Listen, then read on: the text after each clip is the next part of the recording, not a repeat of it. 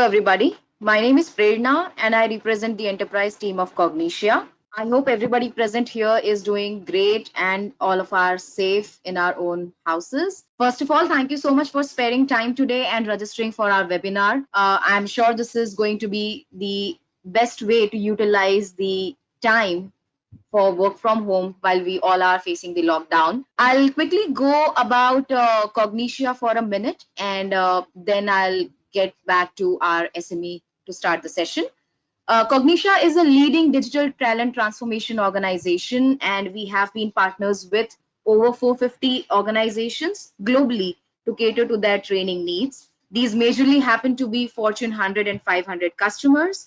We work with a pool of 7,000 plus trainers who help us cater to all kind of requirements from our clients. Our forte lies into the digital technology space, or the emerging technologies as we call them, and we are able to cater to any kind of requirements in that area. We also specialize into delivering the sessions on virtual mode or a classroom setup depending on the requirement. Currently, since the situation is completely different, we have gone majorly virtual. That's a minute about Cognitia. I'll quickly introduce our speaker for today. We have Mr. Shiva, who has been a part of our organization and has been working with us for over 3 years now, and has been delivering successful sessions for some of you present here on the webinar today. Shiva holds an experience of more than 14 years and is a principal architect on technologies like APG Edge Platform, Advanced Spring Boot, Microservices, Docker, Kubernetes, and more. He holds various certifications as well that makes him stand out. He has delivered sessions for many of the known corporates and carries great experience from different geographies as well. Shiva, I'll hand over the podium to you. You can begin the session and take it up from here. Thanks, Prerna. Good morning, everyone. Hope you're doing good. So let's get started, guys. We just wanted to kind of talk about this was a basic introduction. We cater across the various, trainings what Prerna just mentioned. It's time for us to get started with microservices. So today's talk is all about microservices, containers, and containers with microservices overall. So let's actually try to understand what they are. I know that a lot of people are actually talking about microservices from last 6 years or so, right? So what are microservices and how do they really help us transform our businesses? That's the whole agenda for the discussion. So as the topic goes, microservices is an architectural style. We'll talk about the different architectural styles. We have seen a lot of different architectural styles throughout our IT industry. Like, we started with monolithic applications, moved to end-tier applications. Then we kind of moved towards service-oriented architecture, which was also a conceptual model, right? And then finally, we ended up being, we are talking about microservices, and we are also talking about something known as serverless technologies, which are like nano services. That's the next generation of services. So today's discussion is primarily around microservices. This is definitely not a new topic. Microservices are not really very new. They have been in process of our thinking from very long time, just that there were not enough technologies which could do it in a right way. So that's exactly why they are not a new thing. Definitely they are very old stuff. Okay, so this descends down all the way from service-oriented architecture. For the people who have heard about IT transformation all the way from, let's say, 1995 to 2000, probably you might have been hearing about XML coming out around 98. And then we had SOAP specification, we had WSDL specification, and then there was a REST APIs and so on and so forth. There's been a lot of changes in the way we have been dealing with technologies all the way from end of 1990s for that matter. Service-oriented architecture was one noble idea where, the whole principle is simple, saying if you build your systems in terms of services, what you can achieve is you would be able to reuse, leverage, combine them, orchestrate them to design or define your business processes. So that's the primary aspect of service-oriented architecture. It's like our regular services, right? So if we kind of take an Amazon service for movies, Netflix service for movies, for internet you would have your own services and so on. It's the same concept in the IT industry is what is all about when it talks about service-oriented architecture. So what is so different, and why are we talking a lot about service-oriented architecture of late is there are two major changes in the way we have been designing systems. One of the most common or most fundamental differences, traditionally we used to design systems which were targeted for X number of users or X number of concurrent users, right? So we used to say that, okay, probably my system with this capacity would cater to 150 concurrent users or 200 concurrent users at a given point of time. That's a good measure, right? So you have 200 concurrent users, and if I have to cater to 400 concurrent users, probably I may have to scale up and add one more instance, and that's exactly how I would be able to cater to the 400 people instead of 200 people and so on. So it's all about horizontal scaling or clustering as we call it, right? But in the current market or in the current industry trends, do we really know how many people are using Facebook at this given point of time? Or do we know how many people are using LinkedIn at this given point of time? Or can we even guess? Think about WhatsApp. How many people are using WhatsApp at this given point of time, right? You cannot even measure the number of concurrent users who are there on the given system. So these systems are also known as internet scale systems. You take Google, you take any of these, social networks, or let's take Amazon Prime and Netflix as well. You don't know how many people are really watching the videos at this point while we are attending the webinar, right? So the whole principle is how do we design systems that scale according to our needs? Now, scaling is one aspect of the overall architecture. The other aspect is, let's assume there's no user who's actually using my system at all. Then I should also be having a provision to scale down. As the number of users increase, it should increase. As the number of users reduce, it should reduce. That's the whole expectation when we talk about, microservices. So what this really does is you can think of microservices as a modern version of service-oriented architecture implementation, right? And in the new world, as I said, the things which really would matter is the speed of delivery, the scalability, the innovation and experimentation aspects of the system, along with how we are actually, being cloud friendly and DevOps friendly. I'm sure most of you would have heard of most of these words before. For example, cloud has been there all the way from 2003 onwards, right? We have been hearing a lot about it.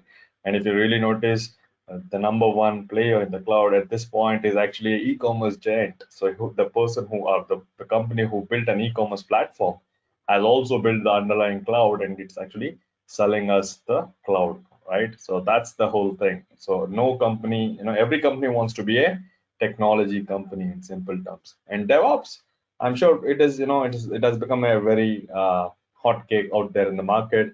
DevOps is fairly a new concept. It is hardly 10 years old at this given point of time.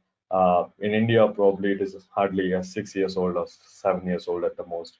So DevOps is a fairly, or 8 years old at the most. So for DevOps is a fairly new practice, but still it has a lot of maturity. It kind of ensures that you're able to deliver your softwares to your customers at a rapid pace or as soon as it can be, right? It shortens the duration of going all the way from development to production. That's the whole fundamental here, right?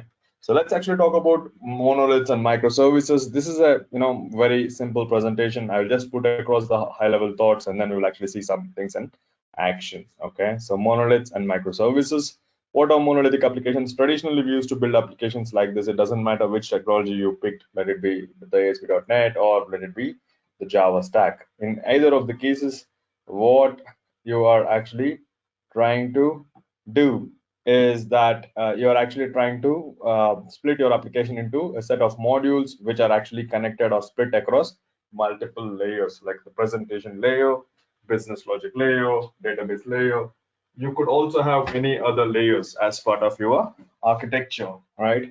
But all of them are actually sharing the same database. This is a traditional way of how we used to design the systems. So think in terms of microservices. Let's take a simple example. Here is an example of an application which is actually consisting of customers, accounting, order, and product as 4 functionalities. This is a very simple application compared to most of our enterprise scale applications. This is relatively much simpler, right? Now let's assume that you consider this kind of an application. The way you kind of split it into microservices is by able to split it based on domains. Okay, we'll talk what is a domain, and we'll also talk more about how do we split a monolithic application into microservices. But as you can see, if you're able to functionally split your monolithic application based on their functionalities of the domains, you would be able to build microservices. It's easy to show in diagram. It is much harder than this to do it in reality. So we'll talk about the challenges as well. All right. So think of microservices talking to each other with respect to some sort of a standard contract or some sort of a API or some sort of a messaging infrastructure. You can actually do it in any of the following ways. So there would be a producer, there would be a consumer. So the one who wants to invoke they communicate with respect to APIs, or they will communicate with respect to messages. That's what you would observe as a most common thing. One thing which you notice here is there are two databases. Each microservice has its own database, and many people, when we talk about microservices, first thing they claim is that each microservice should have its own database. Yes, fairly a good point, but it is not easy to have so many databases. So it is a maturity. Do not just look at it and say that okay, that means oh, each microservice having its own database. That means 100 microservices would have 100 databases. How do I really deal with it, right? That's a very fair question, but that's not the way you need to look at it. All it is telling you is that each of the database layers are isolated within the microservice. That means if I am an order service, the order database is completely owned by the order service. Okay, no one else can really directly access the order service and manipulate the data.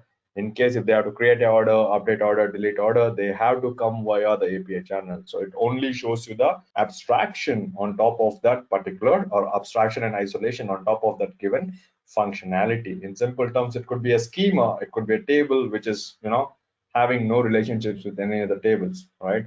So things like that are becoming very popular of late, right? We actually use something like NoSQL databases, which ensures that you don't really need to worry about the relationships, but you kind of treat everything as a record, right? So those are some of the things which we will talk about at a little later point. But in simple terms, think of this like each microservice has its own database layer, business layer. It may sometimes even have its own presentation layer as well, all right? And they talk to each other with the help of APIs, all right? So what are the core principles? The core principles are based on modularity, autonomicity, hide implementation details, automation capability, stateless, and highly observable. These are some of the top ones. There are a few others, for example, you may want to say the way you want to look at microservices in a larger picture can go beyond these basic principles, but these are the basic ones which you need to at least ensure that they are intact. Okay. So what does modularity mean? It means splitting the whole functionality into a set of modules which are like self-sufficient. When I say self-sufficient, just because, let's actually take an example, right? You have an order service, you may have a shipping service, right? Once you place an order, you would get that order shipped. Taking an e-commerce example, you would get that order shipped at a little later point or on the same day or whatsoever, right? So let's assume that there was a typical, sale which was there. For example, a Black Friday sale or a New Year sale or whatever you can think of. And during that point, you may actually get a lot of orders. Just because you got 1,000 orders on a given day doesn't mean you would also need 1,000 shippings done right away, right? You need time for you to deliver, package, and then ship it, right? So you need to package it, and then you will actually initiate the whole shipping process. So combining the order service as well as the delivery service into the same or as part of the same microservice is not the right thing to do. That is why it has been mentioned as too big. So if you notice this, there's the too big part of it. So when you're actually adding multiple functional areas together, that would be considered as too big of a microservice. It is not the right thing to do, nor is it right thing to kind of split it into multiple chunks as well. For example, create order a separate microservice, update order a separate microservice, delete order a separate microservice. Neither is that a great thing as well, right? Because you may end up having to manage too many things which you would actually struggle with at a little later point. Remember one thing, each of these microservices are distributed and dynamic. What it means is they're not only distributed, but they're also the number of instances they are running is actually dependent on the actual load. So at this given point of time, maybe 5 copies of my order service are running, but because of the load, it may actually scale up to 10, or because of the reduction in the load, maybe it will scale down to 2. Okay, so the way in which you kind of need to think of microservices is based on the incoming loads. The way the microservices behave is going to be very different. Okay, so in simple terms, as part of modularity, all you need to understand is never combine multiple domains as part of same microservice. So how do we split this? What is the baseline? So think of it from a single responsibility principle standpoint. Okay, so think of each microservice has only one responsibility and one clearly defined responsibility, and they're excellent at doing that responsibility. So think of like an order management service will only take care of orders, and it really takes care of creating, updating, deleting, or whatever updating or whatsoever you have, or patching whatever business functionality you want. So all the single responsibilities which belonging or which deal with your orders are actually part of the same microservice. The next part is single domain.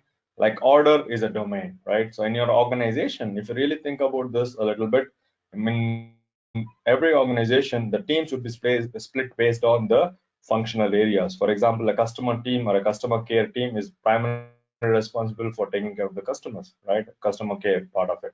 Similarly, an accounts team is taking care of the accounts part of it, and they will not be able to, like the way you split your business is the same way you need to think in terms of microservices. That may be the exact mapping. If you really want to learn more about this, please feel free to read a book by Eric Evans. It's called Domain Driven Design. Okay, it's DDD, Domain Driven Design. It's a very small book actually. It's not even a new book. It's actually a book from 2003. Okay, but it is becoming more and more relevant as we talk about microservices. Okay, so each of these microservices are different in their own ways. There would be a separation of concern. That means the order microservice has nothing to do with shipping microservice. So the orders will be taken care by order microservice. Shipping stuff will be taken care by the shipping microservice, and so on. Hence, ensuring there's a loose coupling. There's one last point which says understandable by a person. That's a very interesting point, because traditionally our applications are very complex, right? And the kind of time it takes for us to onboard a resource on our project or product takes much longer. It may vary all the way from weeks to months for that matter, right? The reason for it is the amount of information which is present, and the kind of information which leads to a lot of complexity. In general, it's a very complex system, and it takes a very long time for you to get a hang of that. But if you think in terms of microservices, if each microservice is understandable by individual, then probably you can onboard this resource onto a particular microservices team within weeks for sure. Okay, that's the other part of it. So there are a lot of benefits. When it comes to modularity, let's take a look at this one. This is actually a very interesting one, because you generally talk, the way we split our capabilities in the IT industry is based on the team's technology capabilities, like the UI team, the security team, the server team, the middleware team, the database access team, and so on. So you know this kind of a split actually leads to a little bit of a conflict among the teams as well. For example, let's say the business is trying to use the application, and the application is not loading within the recommended time, right? So the business team primarily would talk to the UI team saying, hey, your screen is not loading within the 5 seconds or 10 seconds or whatsoever you have considered, right? So the report is not able to generate within the next 5 seconds or whatsoever, and it's taking a long time, and it is actually making the users wait. Now the UI team checks everything from their side. They will say, hey, everything is good from our side. Looks like the server is taking time for getting the data. So then the ticket would be passed to the server team, and the server team then would check internally, and they will say that, hey, the database is probably not working as fast as we expected. And when you go to the database team, the DBS will actually prove it with metrics saying, hey, everything is perfectly fine here. So end of the day, you are stuck because of the unknowns among the accountability aspect of it. So who is accountable for this following issue? We really don't know. And it is not that none of these teams are doing well. It's all of them are doing their best job. The problem is, maybe while they actually was trying to load this particular screen or the page, someone else was running a big report which was impacting the overall system, not just this particular page, right? Those could be the kind of issues. So that also gets solved if you really could split it in terms of functionality. If you build a team instead of splitting, accounts UI team, accounts server team and accounts DBA team, if I can combine that for the server application or for the accounts application and for the customer application, I will have the UI team, server team, and the DBA team working together as a unit. This principle is also, popularly currently known as two pizza teams, which Amazon follows. So what they claim is the team size should be as good as having number of people inside the within the team should be as good as the number of people who can eat two pizzas. That's exactly what the basic definition goes. So each microservice team is probably a combination of 7 to 12 people at the most, and each of these team members kind of go all the way from managing a set of microservices. Remember this, each microservice, don't think like each microservice there will be a separate team, not necessarily. You could have a scenario where you would have couple of microservices being managed by the same team. Okay, so that could be the scenario. All right, but this actually varies the dependency. At this point, if the accounts page or if the customer page or if the orders page or if the accounting page is not loading properly, I will just go to the appropriate team, right? So think in terms of products instead of thinking in terms of project. That's exactly is one of the mindset change when it comes to thinking in terms of microservices. Okay, this is about the autonomous functionality. As I said, no two microservices would be sharing the same database. What it really means is, if the order microservice cannot update the shipping microservice, microservice cannot update the order microservice or product microservice for that matter.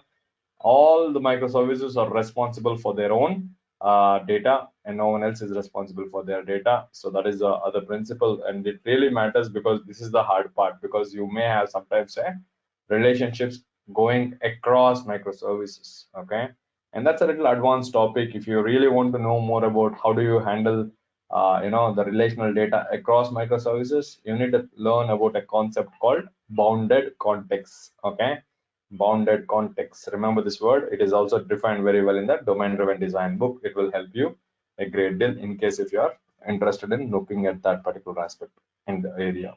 Okay, so traditionally we always used to think in terms of war files and AR files. This for Java applications, even for .NET applications it was somewhat similar. It was actually a bundle which we actually deliver into, or we kind of put into the system in general, right?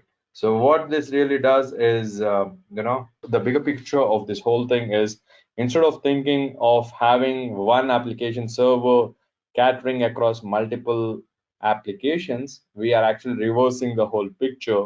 So at this given point of time, one microservice actually contains a server within, each of the microservice will actually contain the service component or server component, which executes and listens for the incoming requests within the microservice. So when it actually came out in this particular style, for example, when the embedded Tomcat came, or when the self-sufficient .NET Core services came out in this particular architectural style, it was very surprising for us, because traditionally we are not used to looking at one such kind of application. Traditionally, we are always used to having one application server in which there will be multiple applications.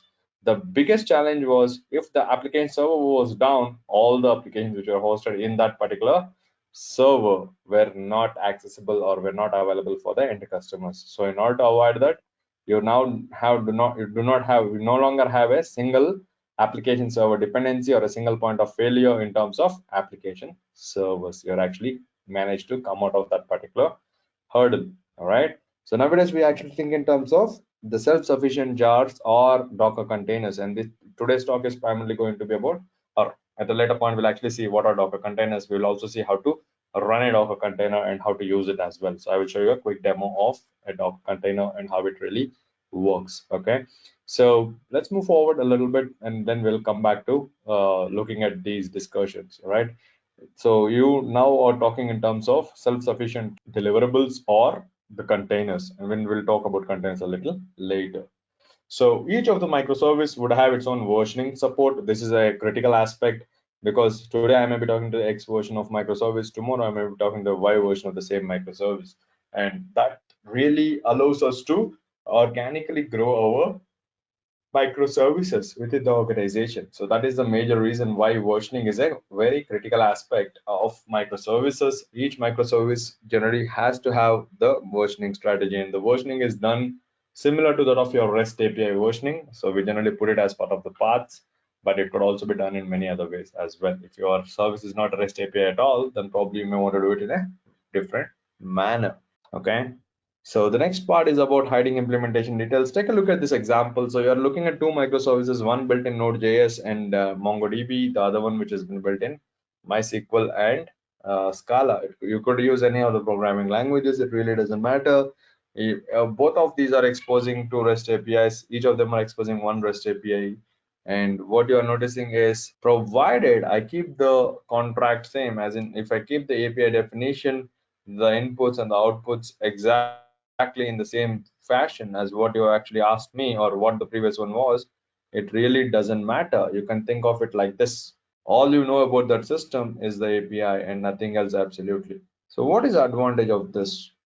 Right, we'll just talk a little bit about it because this is the most important feature of our microservices architecture. Traditionally, we used to decide a technology for the overall project, and in many cases the way we used to decide the language or the platform for that given project is based on how much or how many skilled resources are there in that given technology. In some cases, maybe the customer has already decided the technology in which he really wants the project to be built on, because the customer also feels he has the appropriate skill set to support and appropriate licenses, etc., etc. So all that was taken care.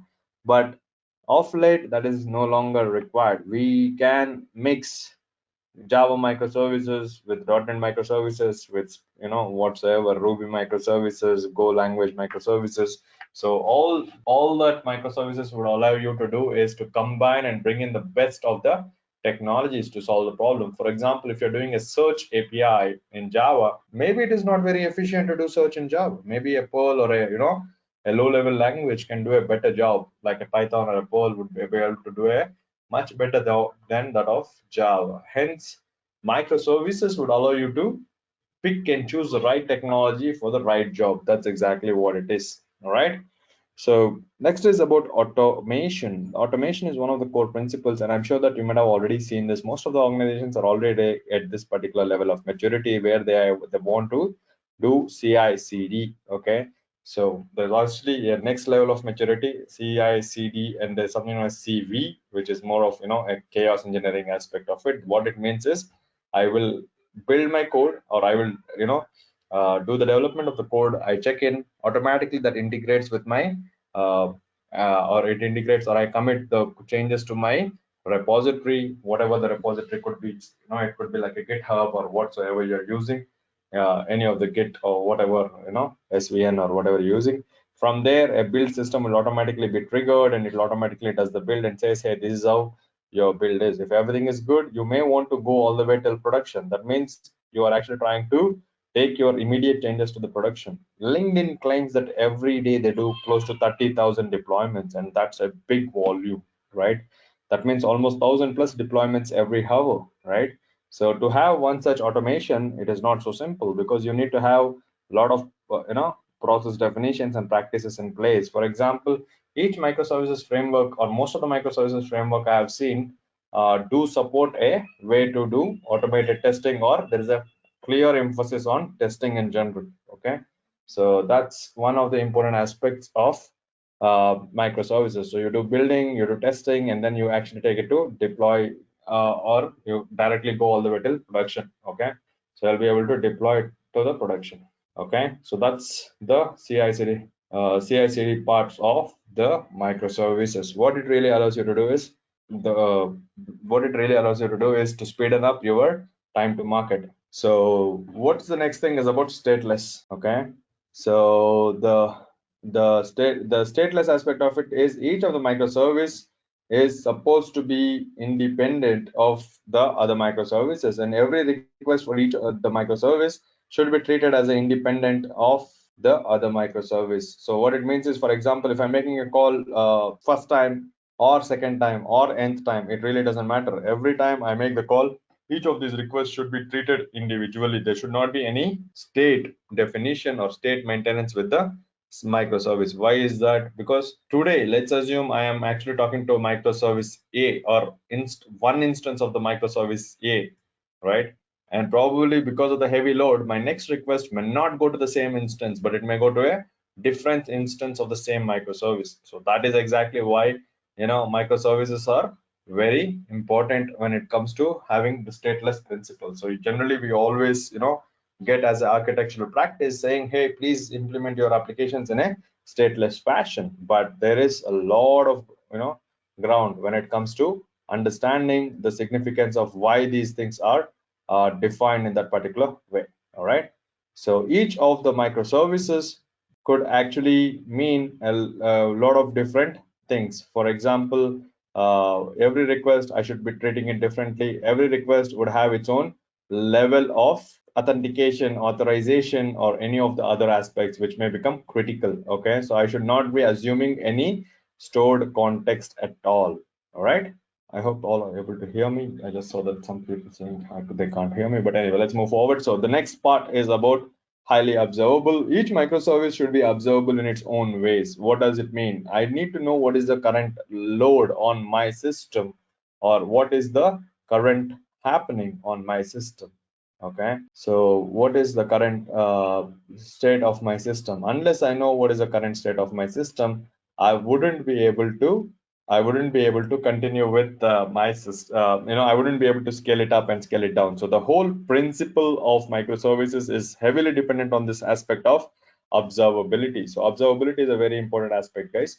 What it really does is it tells me the behavior of my own system. So for example, my system is under heavy load. How do I know that? On what basis should I measure it, right? So you would be able to measure it based on two specific aspects. Generally, an application can be classified into two types. One is a memory heavy application, one is a compute heavy application. Okay, so that means either you're doing a lot of in-memory processing or you're doing a computing capability of an application.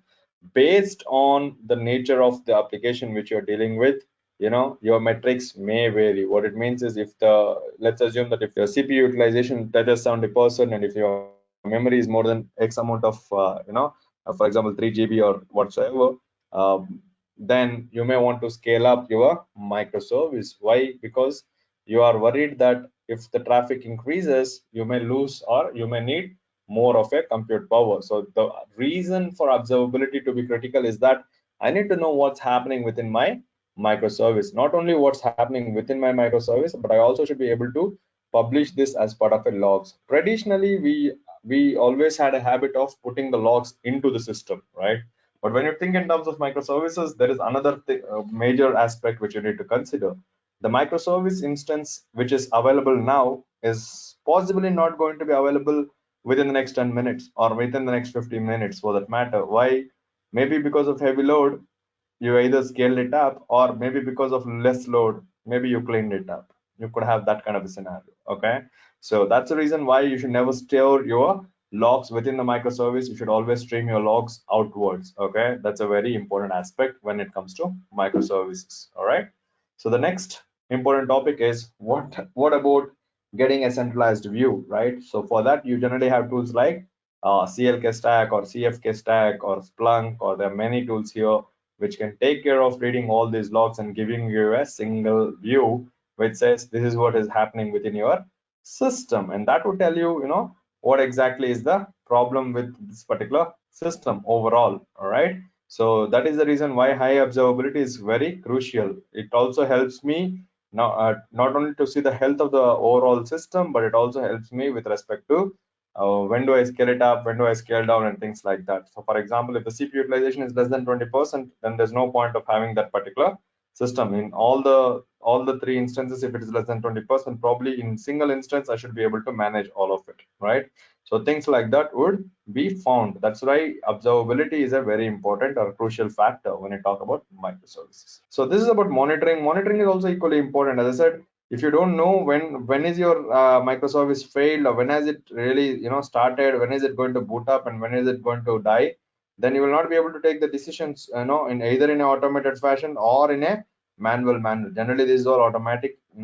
So you may want to see that, these many services have actually been up and running. In case there is a crash or whatsoever, this is what would be the mitigation, right? Saying it would automatically restart, or it would automatically create one more instance and adds it to the overall scale of things, right? So monitoring tools are very crucial. There are a lot of open source monitoring tools. There's something called as Prometheus, which is pretty popular, pretty good. There are also other ones which are out there, like Dynatrace and others, App Dynamics.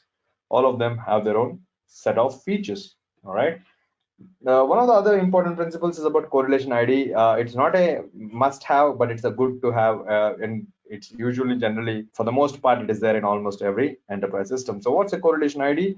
Once a request enters the system, if you really want to track which all places this request traversed, you may want to inject a message ID of some sort, and that message ID would be carried forward to all the other microservices. So based on this message ID, you would be able to automatically figure out what exactly is happening with your microservice. Okay, so it's that's exactly what is going to be the important aspect of your observability aspect. So if you say that this is the message ID, it will automatically carry forward the same message ID across all the microservices through which it actually went through. Okay, now this is in case of orchestration. We also have something known as choreography, which is actually an event driven way of passing the data in terms of events. Very common of late, because it is much more scalable than the orchestration model. So we'll talk a little bit about this while we also have, if you have any questions, feel free to raise the questions. We will answer the questions at a little later point. We do have a dedicated Q&A session where we will take up all the questions. Okay, so let's move forward. So what we are actually concluding are based on the following principles: modularity, autonomous, high implementation details, automation, stateless, and highly observable. So with these, you are capable of building microservices. So what are the advantages of doing so? Let's actually get into the advantages. As I said, picking a right technology for the right task is a very crucial aspect. So if you are able to switch any technology with any technology, that's great. Why? You have probably one such skill set, or you probably would have one such way of responding as well. For example, for some of the things, the low level technologies are much better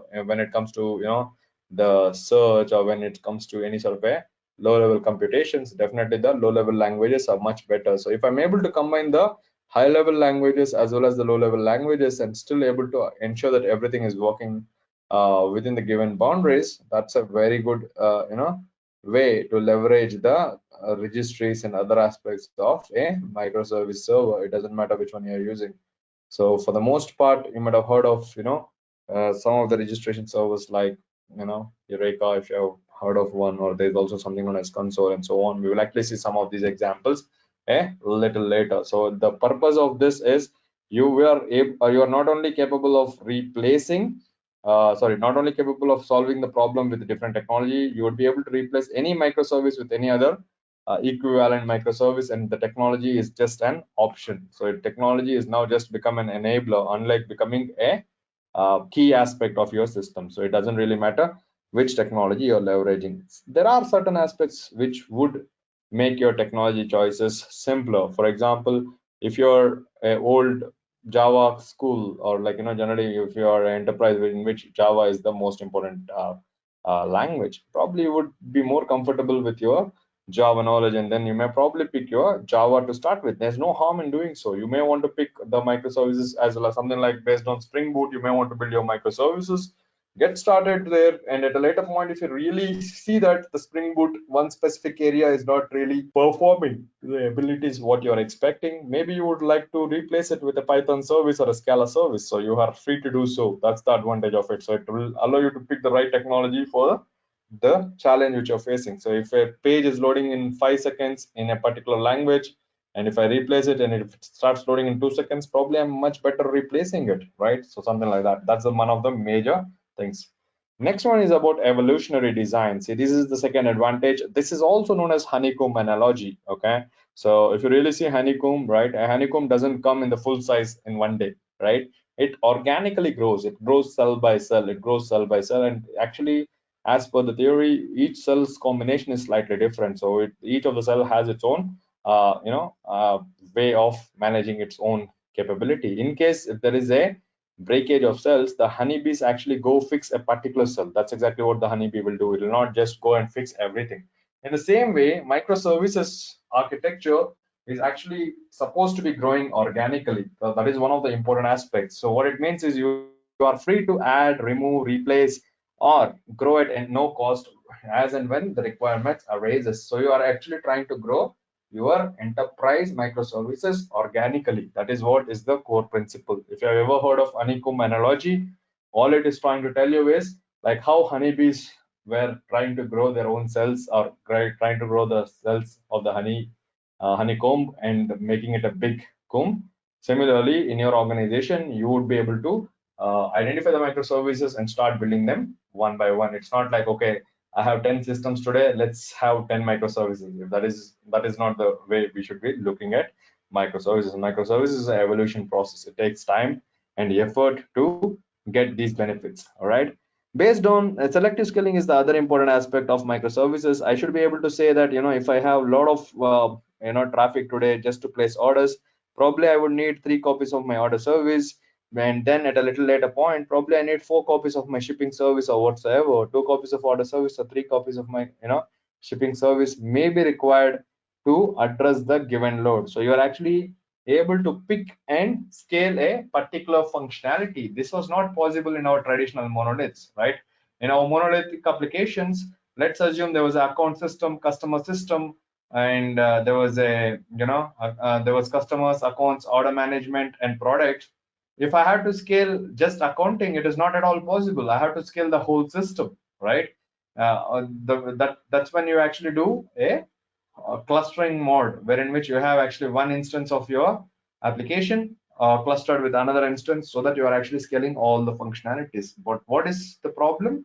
The problem is that unnecessarily I'm scaling the other services when I have no real reason to do so. So that is the advantage with microservices. You are able to selectively identify an area and scale that particular area, because you know that at that given point of time, that area is the one which is maximum impacted with the user traffic. So these are going to be very critical when you talk about microservices evolution and selective scalability in general. Okay, so these are some of the important principles. All right. Next topic is about big versus small. So what is the advantage of having smaller code base, right? So now instead of having one large code base which no one uh, understands or no one has a complete view of, it's actually better to have small code bases where I have complete knowledge of whatever is happening within my microservice. Okay, so one of the major advantages of this principle is that we can actually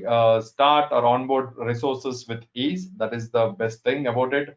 The applications, each microservice generally starts very quickly. We will actually see that in a short demo as well. You will also notice that each of the microservices are actually quick quick to start, and they generally shut down gracefully, and we'll take that as an example as well. So what I will be showing is how to start and stop a particular microservice, and each of them would actually take very less time. Hardly it will take less than 5 seconds to 3 seconds in order to start a microservice for the most part. Okay, and depending on that, depending on the microservice behavior, you would see lot of discussions regarding the volume of microservices and so on. Okay, overall the basic principle is simple. It's each of the microservice should have its own code base, and it should be easy to test, deploy, and manage that particular microservice. That's the whole principle of having smaller versions of your microservices, or smaller version of your code bases, in simple terms. Now, what are the drawbacks? We only talked about the positives, right? We only spoke about the advantages. Every technology, when you actually kind of consider, there would be advantages, there will also be disadvantages for sure. So let's talk a little bit about the disadvantages aspects of the microservices, right? So some of the major disadvantages is about you actually split a complete system into a set of distributed components, and that's scary. Why? If I had one system, or at least a copy of two systems for that matter, or a cluster of two systems, I usually know that the request would either come to service one, or it will actually, sorry, the server one, or it will go to server two, right? And I'm very clear that if the request is not found on server one, definitely it has gone to server two, or there was a network outage, right? So it was much easier to debug. You were actually capable of, saying that it is easy to maintain the consistency. It is also easier for you to debug the stuff because you will either know it will be in server 1 or in server 2. But when you split this each of these servers into 10 other small components, you now need to wonder where did this service go and how was the flow of the service. So that's one of the major challenges. And the other big part of this is you may have 3 copies or 5 copies of the same service. So which copy handled that particular request? That visibility is another bigger challenge. Okay, so maintaining the consistency, maintaining the transactions are actually, somehow I feel they're overrated. Everyone says, oh, how do you manage distributed transactions across these many microservices? First and foremost thing, the microservices way of looking at transaction is slightly different. They don't really need to be transaction at all. Okay, you just think of, let's assume some customer placed an order. The whole purpose of customer placing the order is for you to succeed in getting your product, or delivering the particular order to that given customer, right?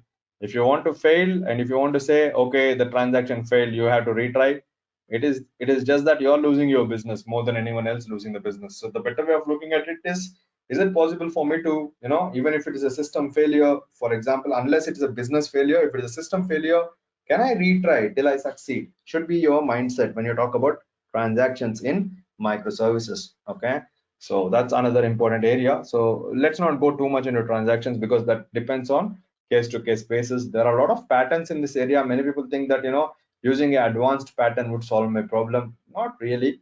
In some aspects, I would say the simpler the solution, the better the solution is, because you know what you're actually doing. Okay, so that would be the end goal of it. So these are some of the challenges with distributed systems in general. Every transaction is happening on HTTP, unlike, the traditional way where I could talk to another database, or I could have actually directly gone from order database to product database and fetch the data. Now I no longer do that. I have to go via the HTTP API which has been provided. So that makes things a little slower. And by the way, one thing which you need to realize is the latest version of HTTP is HTTP 3. Okay, and if you really see, we, for the most part, in the current industry, most of us are still using HTTP 1.1. Okay, just upgrade your HTTP version, you will already see a lot of improvement in the speeds. At least 1.5%, 1.5 times improvement in the speed would automatically come in, because HTTP 2 is duplex. Okay, and HTTP 3 is much further enhancement on top of it. HTTP 3 is fairly new, so it will take a long time to reach HTTP 3. But HTTP is relatively slow, but HTTP 2 is better than what HTTP was. So you may want to upgrade your microservices listeners to HTTP 2 if you can. Yeah, it requires ecosystem. We'll talk more about this ecosystem just in a few more slides, because each microservice is now actually, it's a self-sufficient system, so it definitely needs ecosystem. It needs to be able to kind of, scale. It needs to be able to load balance and things like that. So we'll come back to this. So think of this as an additional disadvantage, because this was not the case for our regular applications. In our regular application, we just deploy, we start using. But when it comes to microservices, you need a lot more components than just trying to deploy and using. All right. The other important aspect is about synchronous and asynchronous. How do I decide what is synchronous call? When should I do a synchronous call and when should I do an asynchronous call? Right? Traditionally, our mindset is that, okay, I click this button, I should see the data, right? And I would say that that is not the right mindset, because you may have to run a large report, or you may have to do a complex operation on the click of that particular button. First and foremost thing, it's all about user experience journey. You may want to design your user experience in such a way that you are actually simplify the overall process. See, end of the day, my aim is to see the report. I don't need to see the loading page. I don't need to see, or I don't need to wait forever as well. Okay, so you just say, you accept the report and tell that, I'm just generating the report. As soon as the report is generated, you will get a notification or an email or whatsoever, right? That's how you might have seen in most of the complex systems. If you have ever used Workday, probably if you're generating a report, you would have noticed that you'll actually get a notification on the top, right?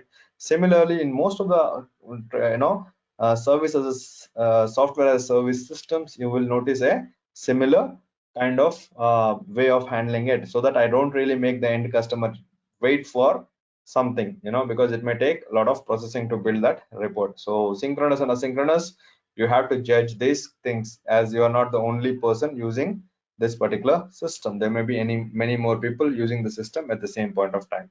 Integration tests are going to be more difficult, because now you have multiple people using the same service, and it is going to be more critical, and it is going to be more difficult for you to manage the overall integration aspects across the services. So that's why it has been mentioned as a disadvantage here, but there are ways in which you can actually do your integration. In many scenarios, we may not even want to go across microservice and verify it will automatically. There should be a steady state management within the microservices. So these are all the basic disadvantages, and the overall conclusion is that definitely microservices are much harder, much more complex to that of a simple monolithic application. I wouldn't say simple compared to a monolithic application, but that really comes at the cost of growing and scaling. Okay, now this is another important question, and if I know that my system will never be used more than 20 customers, let's assume if I know that my system is never going to be used more than 20 or 30 users or 50 users or 100 users, right? And let's say even after 2 years, probably it will go from 100 to 200 users. Do I need microservices? Probably you don't need microservices, right? There's nothing wrong with the monolithic approach. Okay, monolithic approach just makes things, difficult to scale. Whereas if you don't really know, if you're starting your own, service, and you don't really know how many people are going to be using it, and in future there may be a lot more people who are going to use and so on. So that's something which really demands for thinking in terms of microservices. Even today, if I have to start from scratch and if I have to build an application in terms of microservices, the way we generally do it is we actually design it like a monolith and then split it and make it as microservice and start implementing in terms of microservices. That is the easiest path to take if you really want to think in terms of microservices. All right, let's talk a little bit about the ecosystem, and then we will actually talk about the containers and the orchestrators which are required. Okay, so first thing is, when you have 3 copies of a microservice, there should be a component of some sort which will accept the request and actually distributes the traffic across the 3. Now this is a very important aspect. Why? Because if it's not about just scaling, if I have 5 more instances and if I'm not able to pass my traffic to those instances, there's no point. Okay, it's all about ability to listen in for those requests and ability to handle those requests and also load balance this particular request. So traditionally you might have seen a lot of different load balancers. The most common one, if you're coming from Spring Boot side, you might have heard about something like Zool and some other API gateways as well. So we will actually talk about the API gateways, but for the load balancer you can actually use different types of load balancing. So this is a load balancer, remember this. There are also other options here. There is also another option which is called client-side load balancing. See, the client-side load balancing is actually only for microservice to microservice communication. Okay, what it means is, if the order microservice is really talking to the product microservice in this particular case, maybe the order microservice automatically tracks how many instances are there and does the load balancing across these.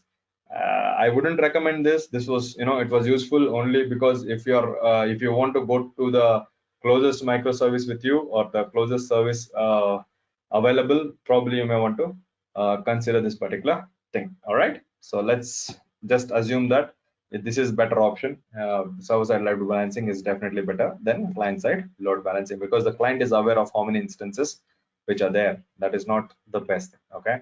The second part is about service discovery. Service discovery is actually a very crucial functionality. Unless I'm able to figure out where is my service, I don't know how to consume that service and how many copies are there. I will don't know how do I really reach that particular service. So think of each microservice when it boots, it actually registers against some sort of a discovery server, and any traffic which is supposed to be routed to that particular service would go like this. Say, if you see this in this example, you're saying that the order services wants to talk to a product service, and it is saying, hey, I want to talk to product service, and it will say, okay, here is where your product service is, go talk to him, right? So that's how the kind of understanding is in simple terms, right? And if you have multiple instances, it will be like, okay, here is one instance of the order microservice, the product microservice, just go ahead, feel free to talk to it. That's the reason why it is important for it to be stateless, because maybe the first time it went to this one, the second time it went to the last one, it doesn't know, right? So better to kind of consider each request as its own individual, in its own individual completion, or complete details are present as part of the request itself, instead of depending on any sort of a context information. API gateway is the other pattern which is a requirement. So because you may have different services, and probably you may want to expose this to your end customers, they did not know that this guy is running at 8,000, this is running at 8,002, and this is running at 8,005, and maybe they're running on different systems, and there maybe there are different IP addresses as well, right? So you need some sort of a entry point which will actually allow you to do lot of things. It will allow you to maintain, manage security, and lot more here, right? So if you see this, there's an API gateway which is actually load balancing the stuff. It could also you can enable the security, the authorization principles. It kind of be as a single point of failure as well if you really look at it. But overall, what it really does is it kind of streamlines the functionality. So the end customer will never know where are your actual services running, right? Neither the mobile app or the browser app would know where are your actual service running. All they know is this guy.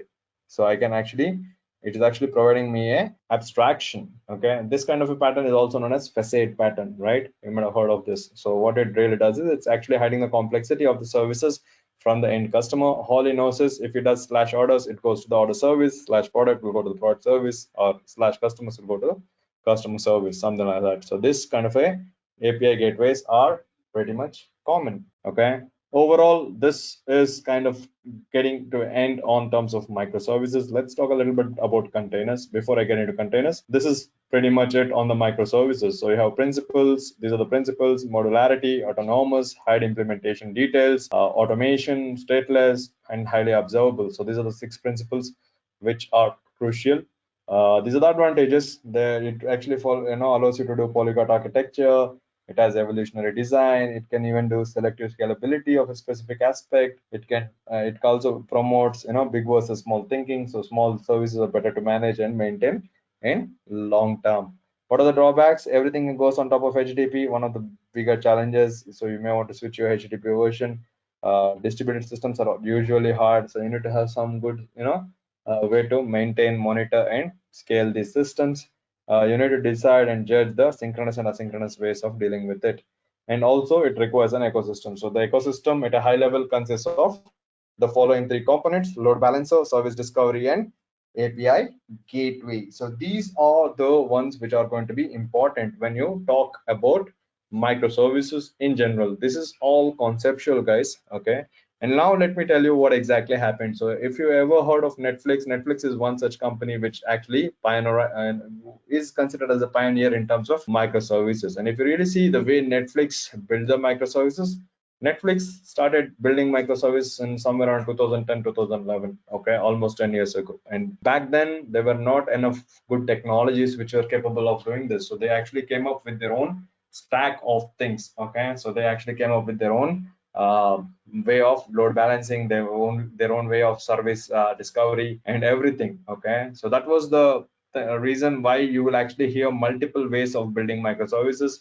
The traditional way is to kind of you take care of creating a load balancer, you create a registry, you kind of do a API load balancing or API gateway functionality and so on. But of late, from 2014 onwards, there have been other technologies which have actually kind of pioneered themselves as the better candidates for building microservices, and those technologies are the containers and container orchestrators. And we'll talk a little bit about containers.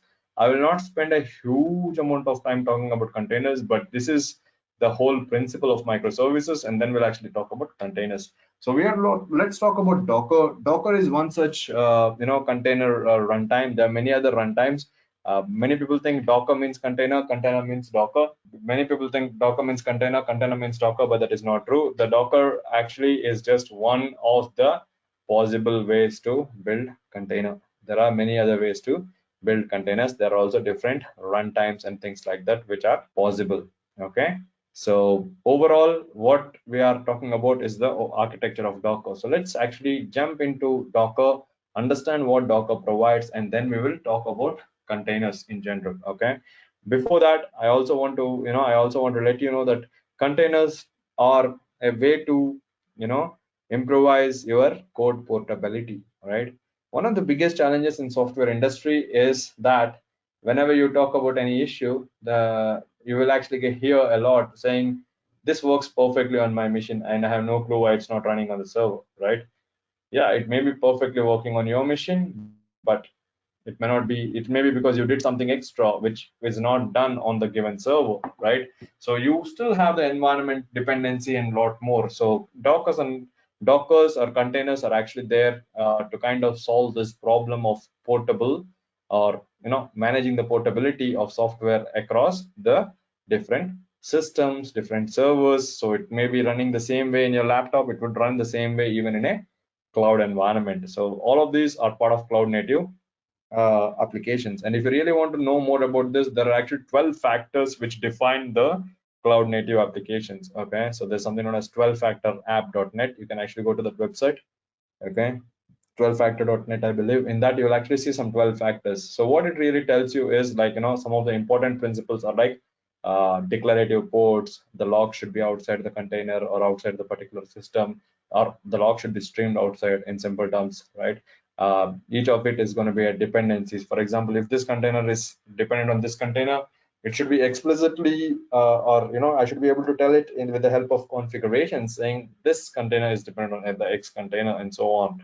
So each of these containers by definition are actually capable of doing the various activities on their own, and each of these containers are by themselves a cloud native application. Okay, so what you are seeing here is a simple Docker architecture. As you can notice, it has build traffic, it has pull traffic, and it has run traffic. Let's actually understand it with a simple example. Okay, so think of it like you want to install an operating system on your laptop. So what do you need? You need an possible ISO file or some sort of a CD which contains the operating system, right?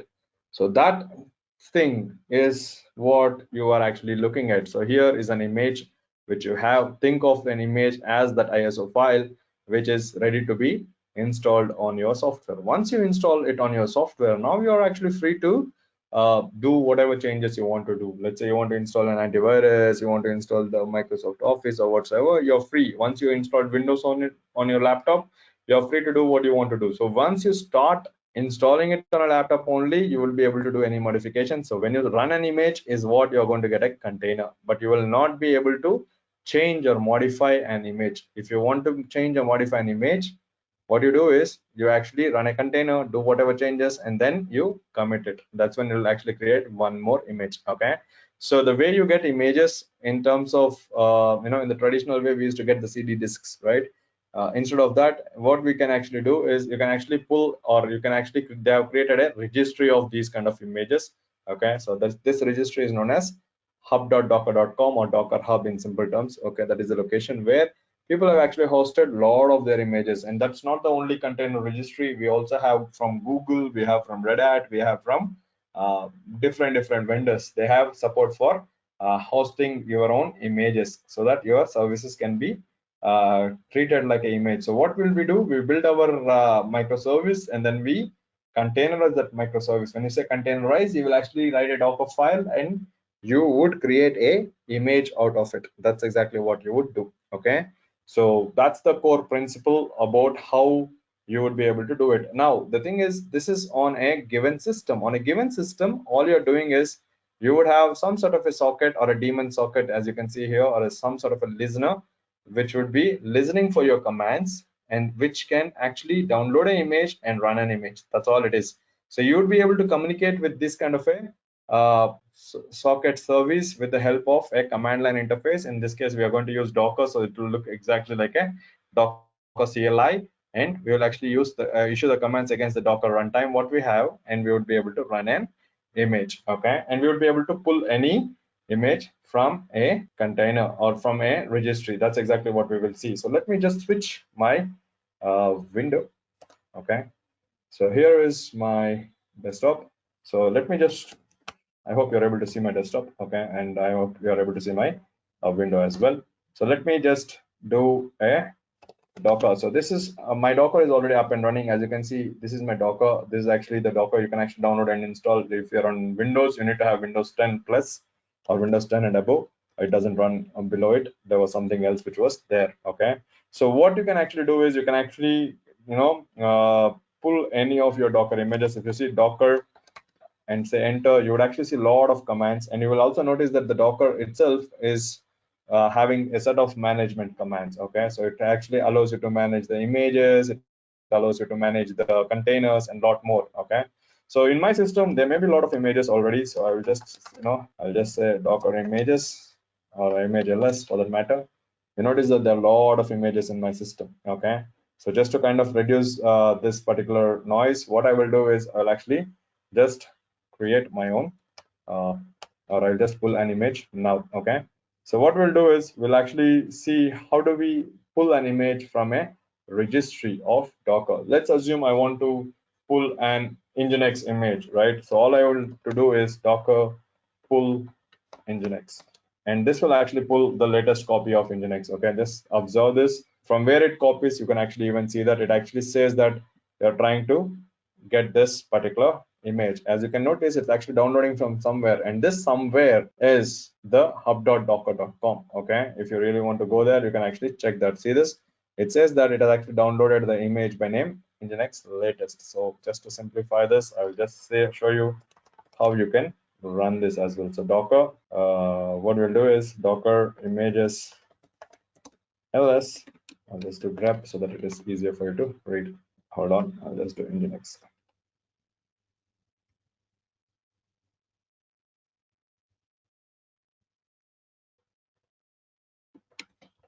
Okay, so I have a couple of copies of Nginx, but the one which we actually just downloaded is this one. Okay, this is the latest one, so it is around 127 MB. This is exactly what we just downloaded. You see this Nginx latest? That's exactly the version which I have. 127 MB is the size of this particular container. So what is the purpose of this? I will be able to run Nginx without actually installing it on my machine. Okay, to prove that, what I will do is I will just open a browser. All right, let it open while we are actually looking at this. So let's actually go ahead. All right, so what we'll do is we'll just do docker run nginx, and I will just say I want to run this on a specific port. So what I'll do is I'll just say -d. So I'm just saying run it in detached mode, and there is something like -p, which is actually a port matching, port mapping. I want to run it on port 5000, and I want it to map to port 80. So this, if you really notice, this is actually a way to run a simple container. What it is actually doing is, if you want to learn more about this, there's more about Docker commands, what you can issue. This one should actually run a container for me, and it should actually start an Nginx service on my system on port 5000, which internally is actually listening on port 80 on this particular container. So we will actually see what it does. If I press enter, after I do this, if I press enter, it actually, okay. So you notice that it actually gave me a hash, and let me see what exactly is happening here. So if I do Docker container, or let me do Docker PS, you see that if I do Docker PS, you're seeing a couple of different images. As you can see, there are a couple of ones which have been booted an hour ago. But you look at this one. This is the image which I just ran because it just is up from last 14 seconds. As you can see, it is actually listening for traffic coming at port 80, and it is actually waiting for the traffic to come. Okay, and it will actually respond to that particular traffic. Just to prove that it is working, I'll just do curl http://localhost. I can actually open the browser as well, but I'm just doing this so that it is easier for me to show you the demo. All right, you see this? Something is listening and it is saying welcome to Nginx. See this? So this is the one which is actually running. Okay, so if I really want to stop that service, all I need to do is I can actually just kill it by a container. So I can actually run any number of services like this. For example, if I run the same command, 5001 or whatsoever, it'll actually increase, or it is actually going to listen two separate things. So you have, at this point, I will have two services. See this? One which is up from last 3 seconds, another one which is up from last 1 minute. So the time it is taking to boot up a container is hardly anything. That is the reason why for microservices, containers are an ideal candidate, because it should be very minimal time for you to kind of scale up and scale down your services. And if you really think about VMs, many people actually talk about VMs versus containers. The major difference is that VMs will take a lot of time in order to boot. Okay, so because they actually have a guest OS, and on top of the guest OS, there is a runtime, and on top of the runtime is where the containers actually run. So you need to do a lot more of effort. Okay. In simple terms, all I just wanted to show you is it's very easy to run containers. If you really want, you can run your own APIs as well. Let me just show you an example. So I have my own container. Okay, so let me just do docker run -d -p. I'll just run it on 8000 and I'll run it on 8080. I'm hoping that it is 8080. Okay, so I have my own container on the Docker Hub called shiva/to-do rest. All right, and this should actually run a new container. If you notice, sorry, if I do Docker PS, you notice that there is a Java container which is running. This is actually a Java based container. You notice that it is up from last 5 seconds. It is ready to listen for requests coming on 8000. Okay, so I'll just do curl http://localhost 8000. This is a REST API which is there. You notice that there is a Spring Boot REST API which is ready for getting me the to-do definitions and the profiles and things like that. So if you see this, if I do /profile, it'll give me the details of what components are there in this particular microservice and things like that. Okay.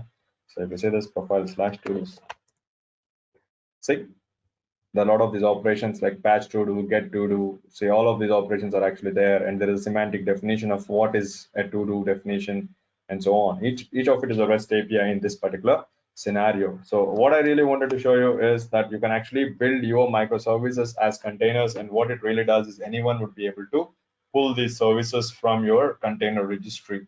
Okay, so the question which arises commonly is, how do I ensure that my containers or my services are private? Okay, so all it needs is a private registry. Instead of going to hub.docker.com, you have to create your own local registry. If you're on cloud, for example, if you're on Amazon, you'll get an Amazon container registry. If you're on Google, you'll get Google container registry, and so on. So in many scenarios, you would already have a registry which you are free to select. Okay, so all the examples which I'm doing are on a Docker desktop, so you can actually install on your local machine and you can actually start using it. And if you want to use Kubernetes, it also comes with Kubernetes, which we are going to talk about later. So let's actually understand a little bit about this whole thing, right? So if you notice this is exactly what is architecture. So you actually said that I want to pull and run an Nginx container. It was not found.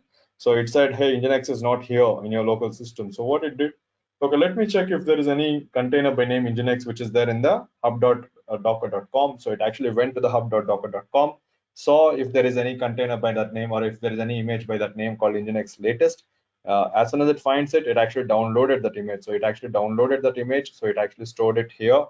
And once it stored it, when you did Docker run, that's exactly when it actually created a container out of it. Okay, and a container is literally a running version of this particular image. So just to show you that, if I do Docker PS, you see this, let's actually go into this particular container, the 5001. Okay, so this is the container ID. So if you really want to know what is happening within the container, you can actually get inside the container. Okay, you can even do something called as Docker inspect. Let me just show you the inspect once.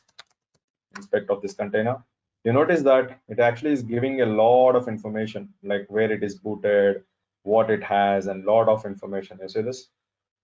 So it says that it actually contains Nginx, and this is the overall container ID. And if you notice, the container ID is this big, but the one which you are actually using is the first 12 digits. So this is the first 12 digits. Okay. So till here, you're actually looking at it as a container ID, but actually the real container ID is a combination of all these things. So it automatically maintains, even if you run 5 different copies, it will actually have different container IDs. Okay. And if you also notice a little bit, it actually has a port binding. It says that any traffic coming to host port 5001 will be going to port 80. That is good. So it means all the traffic coming to any of the 5001 port on my system would actually be routed to this container. If you scroll down a little bit, right, further down, you would actually notice that each of the container has its own unique IP address. See this? This has 172.17.03, and if I go to the other container, it will be 17.02, and if I go to the other container, it will be 17.04. Okay, that is because the gateway already has taken up the 17.01. Okay, all of them are in the same network, so they are actually much simpler to route and everything else. The networking in the Docker space is much simpler, much easier. Okay, so Docker is the best way to or Docker in general is much simpler software to learn compared to that of the orchestration systems like Docker Swarm, and Kubernetes for that matter. Okay. So if I want to get inside the container, all I will do is I can just do docker exec -it. I can just specify, sorry.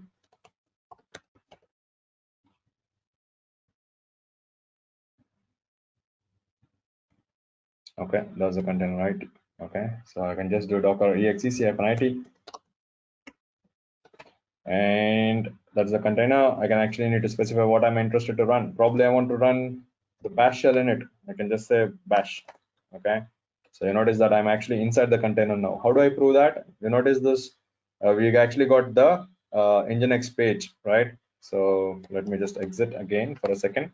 You see this? If I do curl http:// localhost colon 5001, you notice that we got an nginx page, right? Now what I will do is I will just go ahead and modify that. Okay, so you see this, I will just say echo hi friends or hi Cognixia. All right, and we'll actually dump this into /user/share/nginx. That is the location of the index html index.html. Okay, you see this, I overrode that file. I'll exit this guy. And now if I run the same command, exact same command, you see that? It has now started to deliver high Cognixia. So it is possible for you to get inside a container and do your actions, whatever you want to do. Okay. So that's pretty much about containers. There's nothing much, complex about it. All you need to understand is container is an isolated, space where you would be able to run your microservice or your application container, and you would be able to take advantage of that isolation which has been provided. Okay. They can scale up faster, they can scale down faster, and a lot more than that. Okay. How does the architecture look like? You can think of this as a layered architecture. As I said, right, an ISO file you will not be able to modify, but when you want to create one more layer on top of it, you can actually add a next layer. So in similar lines, for most of the Linux, most of the containers which you get are actually Linux containers. There is also a concept of Windows containers, but I think it'll get faded away in the next 2 years, because even Windows is going to be based on the same Linux kernel in future, and hence you will only have a single Linux kernel on which you will actually have a base image on which you will be able to install your own software. Whenever you install a software, it'll actually have an copy or a layer on top of the existing layers. So it's a layered system in simple terms. So this is about containers. Again, this is only specific to Docker.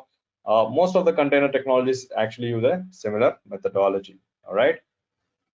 Now that's about container. See, having one container doesn't mean we learned microservices. Having a container only means that you know how to create one microservice, and probably you know how to containerize that particular microservice. But that is not sufficient in many scenarios. You really need much more advanced cases where you want to manage a set of containers together. Okay. And in order to do that, you really need to know, some of the orchestration softwares like Kubernetes, which is out there. There are others, but Kubernetes has become the global standard. It is available on Amazon Web Services. It is available on Google Container Registry and a lot more. Okay, or in Google Cloud. It is available. It's available to be installed on even on a bare metal system. Okay, so Kubernetes, in simple terms, is actually a way to manage your compute infrastructure in a better way. So what it really provides is a way to talk to it and kind of provide some commands based on which it will decide how many copies of this particular service are supposed to be running, and it will always ensure that those many copies are running. So let's actually talk about the same to-do service which we just saw, right? Which I said is my own service, right? If you see the to-do service, and let's say I decided that I want to have 5 copies of that service up and running, and I have two different servers on which this cluster is going to run on. So I will say, hey, Kubernetes, please take care of this particular service and run 5 copies of this particular service. So what does Kubernetes provide? Kubernetes would end up, hosting 5 pods on these particular services. It will actually run 5 pods on these services of the same service across the infrastructure, whatever infrastructure you have. And Kubernetes will automatically give you the load balancing across all these particular services and everything else. So it kind of is a much more, better software. It actually does desired state management. Okay. So you wanted 5 copies, it will ensure that you're actually getting those 5 copies. That's exactly what Kubernetes would allow you to do. In order to quickly run this and try this, okay, this is not the exact architecture what we are going to use. We are actually going to use a single machine architecture where we are actually issuing the commands against this, and it will also run everything within the same container runtime. It is possible for you to scale up the nodes to any number. Okay, The largest cluster which I have seen is around 2000 nodes. It's actually one of the biggest clusters which we have seen till date. Okay, but it can also support 5000 nodes, just to let you know. Okay, so this is all not magical. These are things which people are already using in production. So if you really see, I have my Kubernetes installed as well. Okay, it's called Docker Desktop. It comes free with the Docker version. If I do something like kubectl is a how we actually issue Docker commands with the help of Docker CLI. We can also talk to Kubernetes with the help of Kubernetes CLI. Okay, so if I do kubectl get, okay, let me do get nodes. You will actually notice that if it works, you will actually notice that this is my Docker desktop version of Kubernetes. It is there from last 17 days, and the version which is running is 1.15. The latest version is 1.18. As of last week, it is 1.18. Okay, but we are slightly on an older version. Doesn't matter. Technically, all of it would still work. Okay, so let me just see what is there at this point. kubectl get pods. Let me see if something is running. Looks like there are a couple of things which are running. Okay, let me clean up this.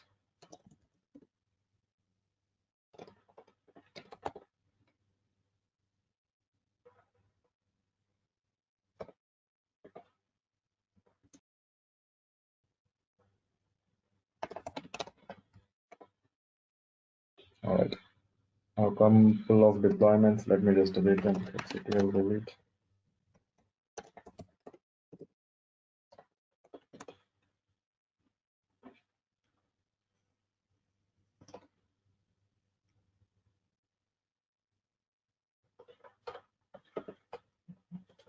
All right. Let me just delete the last one, and that should be good enough. Delete web. That should be good enough. Okay. So delete deploy web. Clear. Okay. So now if I do kubectl get pods, you notice that there are 3 pods. You can ignore these pods. Okay, these are all about something which you are running from past. You can ignore these 3. Okay, so Kong is actually an API gateway. We'll talk about that later. Some other time. That's a different. It's a secure API gateway. So what we are talking about is how do I really run 3 copies of any of my service? Just to show you how to run a service, you in Kubernetes there are Kubernetes is like an object-oriented programming paradigm. It actually follows everything with respect to objects. So in Kubernetes, everything is actually a certain type of object which is actually running within the infrastructure which you have provided. So here is an example of how you will be able to deploy a specific version of a Kubernetes app. So you can actually just say, I want to run the specific deployment, and you can run any number of copies, and you will actually notice how it will scale up and how it will scale down. So let's actually go ahead and do this. To do this, let me just do kubectl get SVC. If there are services, let me delete them. Okay, there are already services as well.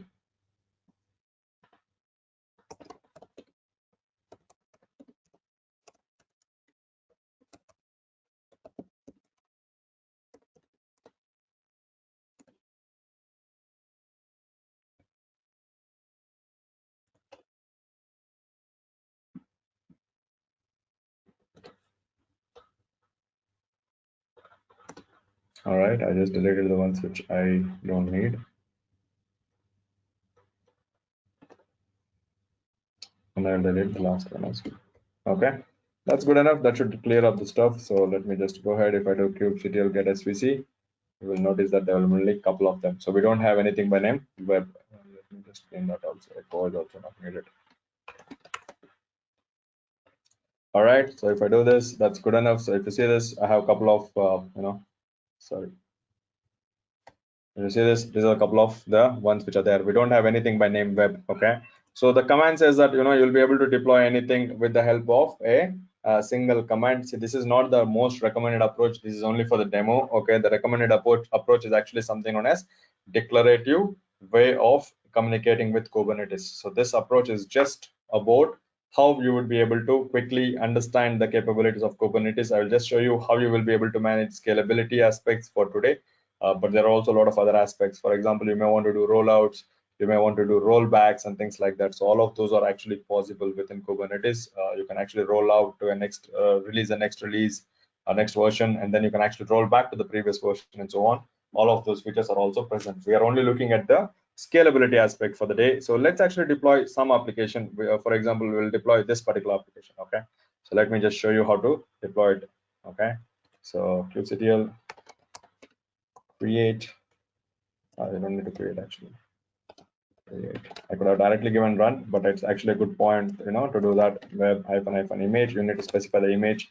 You can specify any image. If you notice here is an image which is actually being pulled from a gcr.io. Okay, so there is a reason why I'm actually using this image. I'll just show you that. Okay, image is equals to gcr.io, which is Google Container Registry / Google samples. You see that / hello app colon 1.0. All right, so 1.0. That's about it. So if I run this particular thing, all right, and if I do kubectl get deploy, you notice that there is a new thing called web which got created just now 5 seconds ago. Okay, and if I do kubectl get pod, you notice that there is a pod which also created. In terms of Kubernetes, everything is a pod. Pod is the, like how a container is the basic unit within Docker. You can think of pod as a basic unit within Kubernetes. A pod can contain more than one containers. That is the other side of it. Okay, but for the most part, you can assume that a pod represents a microservice. That is a better way to kind of understand it. It is much simpler to understand it that way. All right. So how do I really access this? For this, you need to expose this particular service. So what we'll do is we'll actually expose the deployment, and later we will scale up. Okay. So just observe that he's just doing port 80, and he's also doing node port. Okay. So let's actually do that. kubectl expose is another command which will actually create a service. So deploy web hyphen. You need to specify the port on which you're actually going to send the traffic on, and you also can specify the type. I will just do type node port, and I'll then explain what exactly I'm trying to do. Okay, node port. This is exactly how we specify. P is capital. Please remember these are all objects, and they're also So you notice that I actually expose this, and I will do get svc. See if you see this, there are only 4 now. After if I run this, it will be 5th one will be there called web. You see that it is actually running on port 32288. That is the port. Okay. So let me just clear it, and later we will talk about it. So curl http / localhost this. Okay, empty response. It's still booting. Hold on. Let's see if it is running. Okay. Oh, it's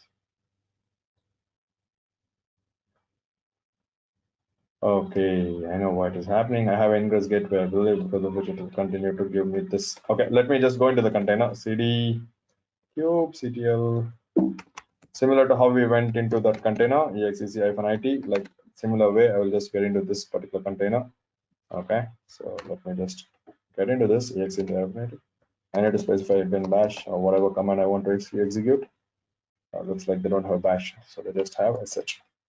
You see that? So this is the shell we are in. There is a hello app inside it, as you can see. If I do curl http, oh, I know what was the issue. Just a second, guys. Exit. Okay, clear.